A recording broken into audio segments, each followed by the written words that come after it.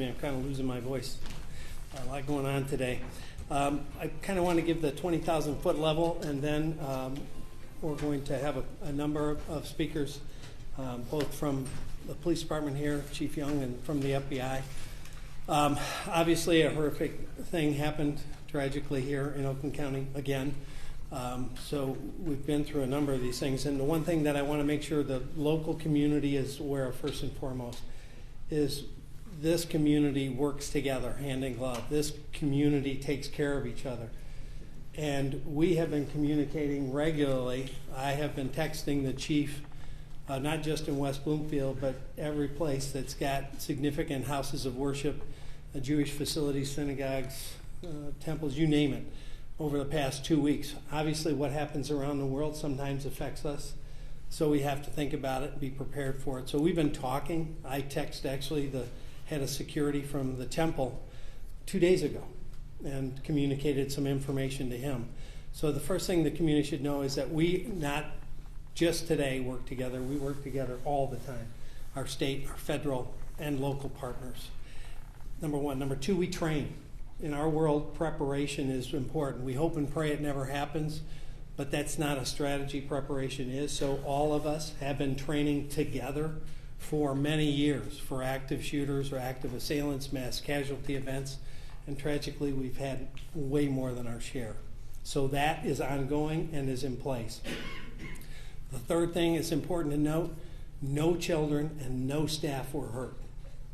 So we know there's evil in the world, and we know they only have to get it right once, and sometimes they do. They may not come on anybody's radar and they show up, but what happens when they show up, that's where training and preparation kicks in.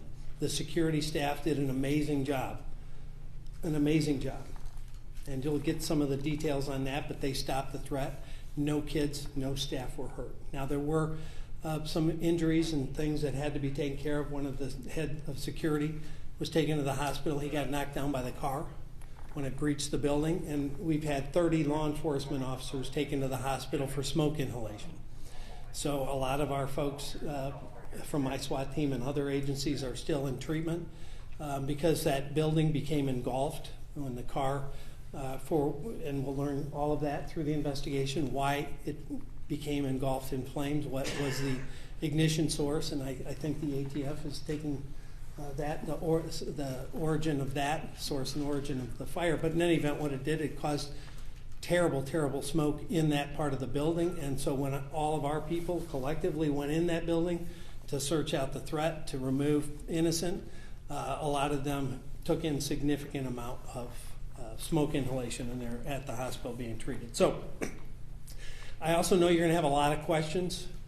A lot of those questions can't be answered at this point because it's super preliminary in the investigation. You know, all of us have thoughts of maybe why this happened, but we don't operate in a world where we can presume something. We have to determine it through investigation and specificity. And that is a work that's in progress as we speak. All of us will work seamlessly together to get the answers, and then it will be called what it is. Obviously, it's a hateful, terrible thing, right? But what drove this person into action, that has to be determined by the investigation. We can presume, but we have to find those facts, and that's going to happen over the next days in time. So we won't be able to get into a lot of the evidentiary questions, but we're available to make sure the community understands that we are still on a very heightened platform. And the most important thing that I would tell the community, don't be afraid to call us. If we're not your own local police department, call your local police department. We'd rather respond to 100 nothings than miss one real deal. The only way we prevent something like this is to get a call. Something's off with my son, my brother, my boyfriend, whatever the case. I saw something posted. That's the only way we interdict, because people are more likely to see or hear something before us. So if you see or hear something, you have to communicate that. And then we can intervene and hopefully prevent. But if we can't prevent, then we respond and mitigate. That's what happened today. And I think based on the early information, it happened flawlessly. So with that, I'll kick it over to my friend Chief Young from West Bloomfield Police Department. Thank you, Sheriff. My name is Dale Young. I'm the police chief of West Bloomfield. I want to share with you how we got to where we are today. So today we received a 911 call which came in around 12:19 p.m. It was about an active shooter situation at Temple Israel where the individual drove into the building. West Bloomfield officers arrived on scene under 5 minutes. Temple security officers engaged the individual and neutralized the threat. Our officers, combined with area agencies, cleared the building multiple times and safely and successfully evacuated all children and staff. This is an active crime scene, and we are examining every angle related to this situation. I will now turn this over to the FBI for further comment. Hello, my name is Jennifer Runyon, last name Runyan, and I'm a special agent in charge of the FBI Detroit Field Office. This is a deeply disturbing and tragic incident, and our deepest sympathies are with the victims, their family, and the entire Jewish community. The FBI is here working with our state, local, and federal partners to investigate this incident, and I can confirm that we are leading the investigation right now as a targeted act of violence against the Jewish community. As my partners have said, this is an active and ongoing investigation with an active crime scene, and I ask for your patience as we process this evidence and pursue every lead that has come to us and that we have developed thus far. What I can share is this. There was one subject involved in this incident who is now deceased. And as my partners have said, we've had no victim fatalities. I would not be able to provide additional information at this time on the subject or his motive, as our goal is to protect the integrity of this investigation and to ensure that we give you accurate and timely information as soon as we can. The FBI was notified of active shooter at Temple Israel at approximately 12:45. We immediately activated and deployed all of our crisis response resources, which includes our SWAT team, our crisis negotiation team, our evidence response team, our special agent bomb techs, our weapons of mass destruction team, our cellular analysis survey team, and our victim services, as well as more than 100 agents and analysts to ensure that we are actively mitigating and responding to the active threat, but also pursuing diligently and methodically every lead that we have. My ask to the public is a few things. I know everyone wants information now, but I ask that you be patient as we are still processing this scene and still pursuing everything that we can and that has come to us to date.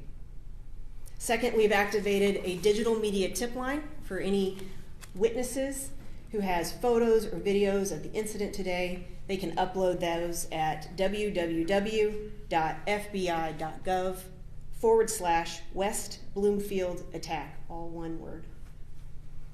But the public can also report through our call line at 1-800-CALL-FBI if you have any information about this incident and or any other suspicious activity that you see around in your community, your life, your places of worship, your schools. As the sheriff said, we all need to remain vigilant, and it takes the whole community to ensure that we remain safe. I also understand that congregants may have left some personal effects at the synagogue, and as soon as we have a reunification site to get those effects to the affected victims, we will be sure and release that as soon as possible. I want to thank our partners and the first responders and the security personnel at Temple Israel who did an excellent job at mitigating this threat, and we are very grateful for their bravery and their service. Next, I'd like to bring up or offer up Stephen Ingberg, the CEO of the Jewish Federation of Detroit. As the CEO of the Jewish Federation of Detroit, I'd love to say I'm shocked or I'm surprised, but I'm not. This is something that we train for. Thank you to all of the law enforcement officers who stand behind us and the many who don't. Thank you to our Jewish community security team. This is a tough time. It is a tough time, but we will get through this. We will get through this together. We will get through this stronger.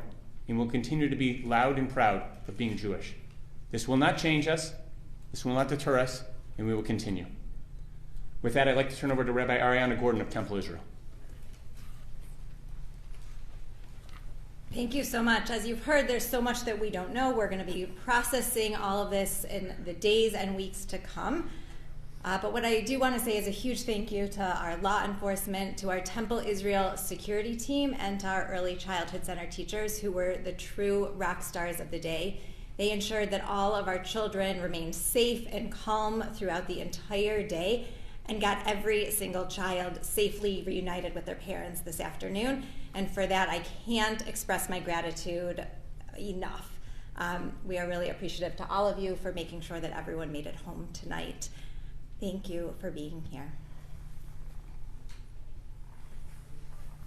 Okay, I think that's it. Obviously, we can't get into the evidentiary questions, as I said, but I think the message is clear that we all stand united, stand together, whether it's federal, state, county, or local. We're committed to keeping this community safe. If you think you can target the Jewish community in this county or anywhere in this state, you're wrong. We're going to not only stand in front of them to protect them, we're coming for you. So with that, thank you.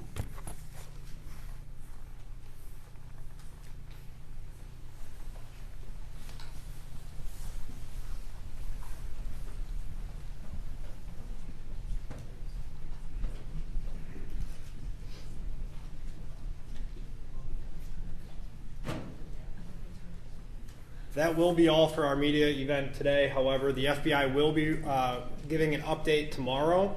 That update information on the location and time can be found on their social media. I ask that you follow their social media. If you have any questions overnight, those inquiries can be sent